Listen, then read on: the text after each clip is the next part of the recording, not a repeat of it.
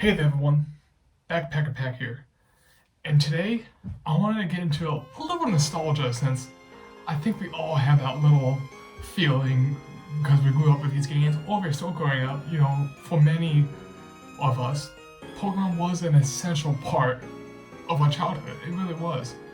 As I was born in the late 90s, I grew up with a lot of Hoenn, but I played a lot of Johto and also the Kanto versions because I really didn't go. I didn't get the new games exactly when they came out until a lot later on. And because of that, I played a lot of blue and a lot of red, along with some gold and silver. And I don't know about you, but one of my favorite parts of each Pokemon game or each Pokemon version that comes out are the Legendaries. And some of the Legendaries that I truly love to this day, even though they're a lot simple, looking back at them now, are the Cantonian birds. Articuno just had that aura of elegance to it, while Zapdos had, that shocking kind of personality, no pun intended, while Moltres looked fierce due to his fire. They're very simple, but it was so impactful growing up and playing these games, red and blue, and also yellow, going through the adventure, going through Kanto game after game, and running into these overworld encounters. I know that to this day, I still remember the first time I saw Articuno in the Seaform Islands, and how I saw this overworld sprite and how I was shocked.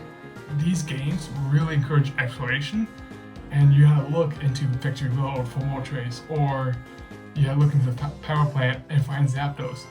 And at the time, at least as a kid, I didn't know you could save before finding these overworld encounters, and so every time I played through each game, I would end up having to stock up on a lot of Pokeballs, a lot of Ultra Balls, and all that. And what would often happen is I wouldn't catch all three of these Pokemon at the same time, because I would end up actually killing Articuno a whole lot or making it faint, and then I didn't know I could save and reset at the time, because I just thought, well, if I reset the game, it's still going to be long gone, so oh well. And so I didn't actually catch all three legendary birds in the same run until Fire Relief Beam, where I realized I could actually save, and if I do make one of those legendary birds faint, then I could actually restart it and go back into it. But these kind of battles growing up, they weren't like any other battles. Like those three and Mewtwo were some, I think we all know, super hard Pokemon to catch, which was a huge challenge. Also, it was something that I loved doing as a kid. I love those kind of challenges.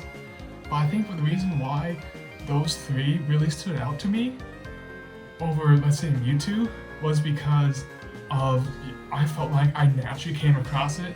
Mewtwo was some sort of prize at the end where after you beat the Elite Four, you can go to this area. While the Cantonian birds really encourage exploration and coming across these Pokemon by itself in the middle of the journey and finding this. In the newer games, like in Gen 7, Gen 6, some of these mythicals are just given to you.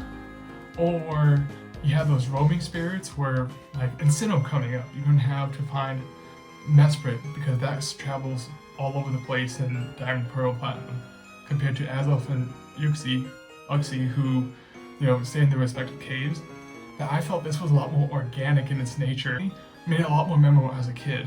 I remember that kind of surprise that knocked my socks off at the beginning when I first ran into these legendary birds, when I first ran into Moltres, because I love fire-type Pokemon growing up.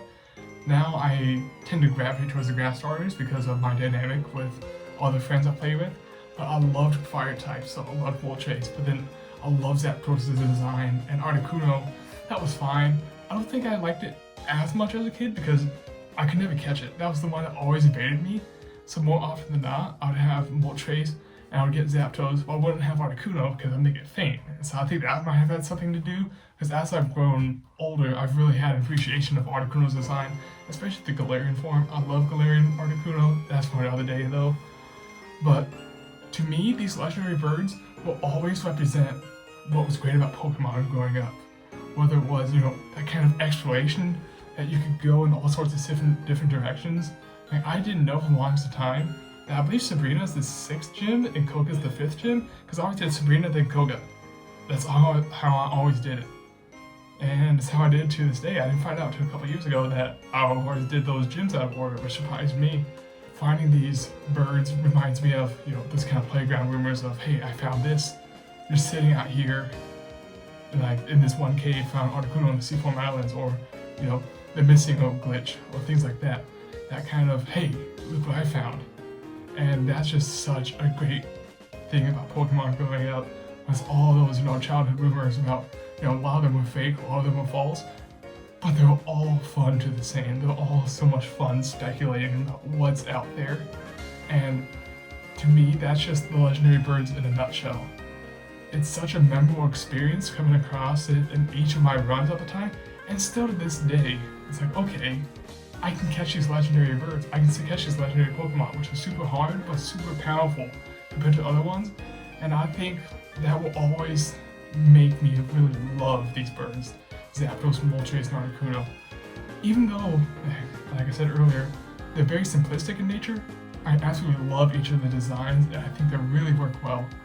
And I think another reason why these legendary birds, these legendary trio really pop out in my mind is because my favorite Pokemon movie, Pokemon 2000, Lugia, the whole dynamic with trying to tame the legendary birds and seeing them fly out and actually interact with each other really made me have an appreciation of these Pokemon that I think I wouldn't have otherwise. So hopefully you all have a similar experience with some legendary Pokemon, whether it might be the Reggie trio and fighting those for the first time, where you had to find out, for me, I had to go through like some 4chan about finding a Wailord, finding Relicanth, and doing all that. Or maybe some of the newer legendaries, like the Cobalion, or, the legendary sword trio. Whatever we have, we all have our favorites.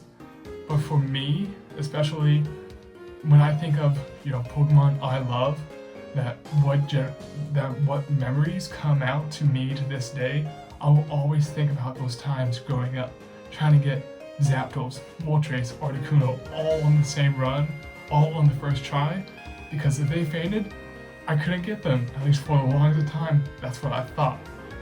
And so that's, I think, a big reason why, I love Pokemon and I love these birds, because to me, they represent everything that's good about Pokemon. And hopefully you have some of those experiences too, either growing up or just recently with, getting the new Reggies in the not the Iron Armor, but the Crown Tundra pack in Sword and Shield, and maybe revisiting Sinnoh in the Gen 4 remakes next month. We can hopefully come and relive some of those, find those legendaries. Maybe we can run into the Heatran. Maybe we can go to the Store World to get Giratina.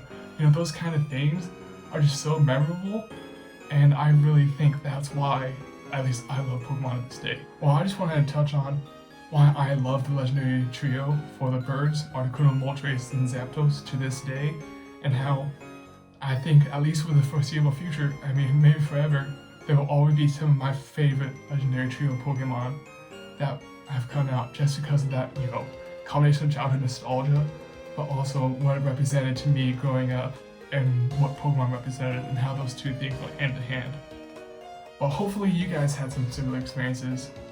And thanks for listening. I hope you have a great day, Pokemon Masters.